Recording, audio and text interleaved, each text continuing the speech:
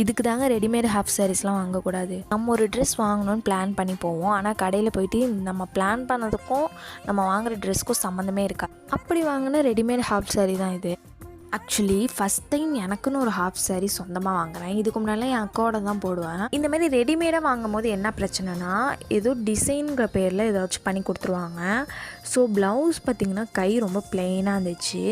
இந்த பீட்ஸும் lace type stone இருக்குங்களா, அதுவுமே நான் தான் வந்துட்டு வாங்கி அதில் ஸ்டிச் பண்ணேன். எனக்கு பீட்ஸ் எப்படி ஸ்டிச் பண்ணுறதுனே தெரியல. ஸோ நானே ஒரு ஐடியா பண்ணி பீட்ஸ் ஃபுல்லுமே உள்ளுக்குள்ளே நாட் போட்டு ப்ளவுஸோடு ஸ்டிச் பண்ணேன். ஆனால் வெளியில் ரொம்ப வியர்டாக தெரியல பார்த்தீங்களா. அதே மாதிரி ஹிப்லேயும் நான் ஸ்டோன் லேஸ் தான் ஒட்டியிருக்கேன். ஆக்சுவலி அந்த ஸ்டோன்லாம் ஒட்டுறதுக்கே ஒரு 7000 ஒரு க்ளூ இருக்கும் இல்லையா, அதை வச்சு தான் நான் ஒட்டினேன். அப்புறம் செஸ்ட்டு கிட்ட பார்த்திங்கன்னா முந்தானை போடுற பக்கத்தை விட்டுட்டு அதுக்கு ஆப்போசிட் சைடு இருக்குங்களா, அங்கேயுமே பார்த்திங்கன்னா லேஸ் வெட்டியிருப்பேன், ஸ்டோன் லேஸு. அதுக்கப்புறம் நாட் எனக்கு அந்த ப்ளைனாக இருக்குங்களே, அது எனக்கு சுத்தமாக பிடிக்கலை. எனக்கு ப்ளைனாக இருக்கிற நாட்டு எப்போவுமே பிடிக்காது. இல்லைன்னா நாட்டே இருக்கக்கூடாது, அந்த மாதிரி தான் நினப்பேன்.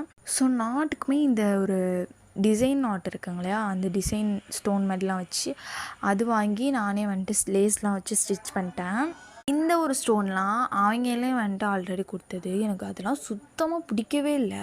அப்புறம் இந்த முதுகில் கொடுத்துருக்காங்களே டிசைன், அதுவுமே ஆல்ரெடி இருந்தது. அந்த கல் எல்லாமே அப்படியே சுத்தமாக கருத்து போய் இருந்துச்சு. அந்த ஸ்டோன்லாம் எடுத்தாலுமே ரொம்ப அசிங்கமாக இருக்கும்னு நான் அப்படியே விட்டுட்டேன். நான் வாங்கின ஸ்டோன் பீட்ஸ் எல்லாமே 250 முடிஞ்சிருச்சு.